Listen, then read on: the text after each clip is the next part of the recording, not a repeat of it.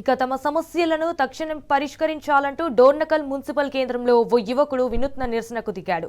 ప్లక్కార్డులతో గణేశుడిని తయారు చేసి డప్పు కొడుతూ వీధుల్లోకి ఊరేగిస్తూ నిరసన తెలిపాడు. యునైటెడ్ డోర్నకల్ స్వచ్ఛంద సంస్థ వ్యవస్థాపకుడు కుందోజు లవన్ కుమార్ డోర్నకల్లో అభివృద్ధి జరగడం లేదని, తక్షణమే ఇంటర్ డిగ్రీ కళాశాల 100 పడుకల ఆసుపత్రి నిర్మించాలని డిమాండ్ చేశాడు. సీసీ రోడ్లు, కూరగాయల మార్కెట్ కూడా లేదని తెలిపాడు లవన్ కుమార్.